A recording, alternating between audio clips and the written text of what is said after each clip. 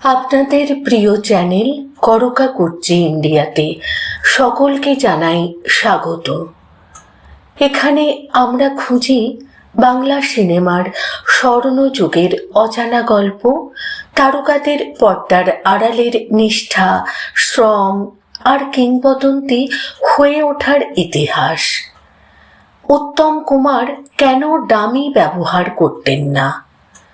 পরিচালক প্রভাত মুখোপাধ্যায়ের স্মৃতিতে উঠে এসেছে এক অসাধারণ অধ্যায়। আজ সেই গল্পই আপনাদের শোনাব। কিভাবে এই নায়ক নিজেই শিখে নিয়েছিলেন টেনিস, শুধু একটি চরিত্রকে নিখুঁত করে তুলতে। 1959 সাল, ছবির নাম বিচারক। নায়ক মহানায়ক উত্তম কুমার, নায়িকা অরুন্ধতী দেবী, পরিচালক প্রভাত মুখোপাধ্যায়। এই ছবিতে টেনিস খেলার কিছু গুরুত্বপূর্ণ দৃশ্য ছিল। সমস্যা একটাই, উত্তম কুমার টেনিস খেলতে অভ্যস্ত নন।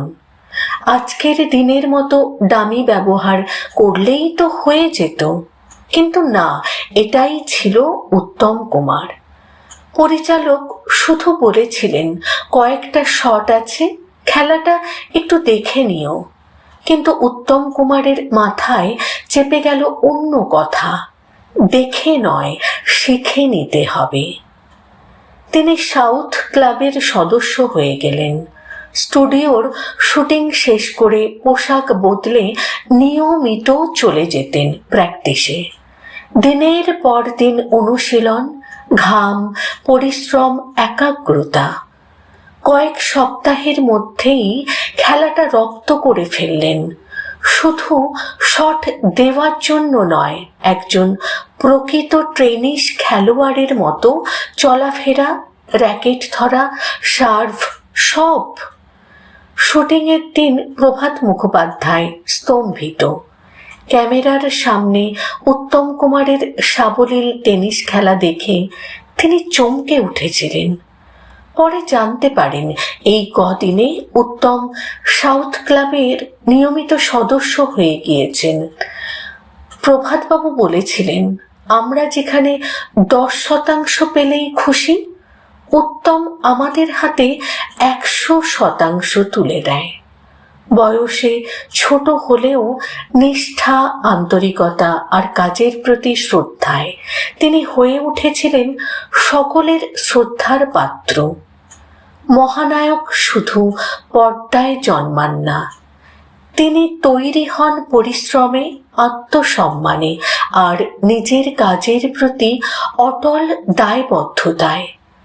উত্তম কুমার ডামি ব্যবহার করেননি কারণ তিনি চরিত্রকে অভিনয় করতেন না, তিনি চরিত্র হয়ে উঠতেন। আজকের দিনে এমন শিল্পী কোথায় যিনি সামান্য একটি দৃশ্যের জন্য নিজেকে সম্পূর্ণ বদলে ফেলতে পারেন? সত্যি উত্তম কুমার শুধু নায়ক নন, তিনি এক মানদণ্ড, এক ইতিহাস, এক বিরল অধ্যায়। আপনাদের কেমন লাগলো বিচারক ছবির এই অজানা গল্প? কমেন্টে লিখুন উত্তম কুমারের কোন গুণটি আপনাকে সবচেয়ে বেশি অনুপ্রাণিত করে। ভিডিওটি ভালো লাগলে লাইক দিন, শেয়ার করুন আর অবশ্যই সাবস্ক্রাইব করুন করকা কুর্চি ইন্ডিয়া। বাংলা সিনেমার স্বর্ণযুগের এমন আরও অজানা গল্প শোনার জন্য আমি বিদায় নিচ্ছি। আবার দেখা হবে এইখানে করকা কুর্চি ইন্ডিয়াতে।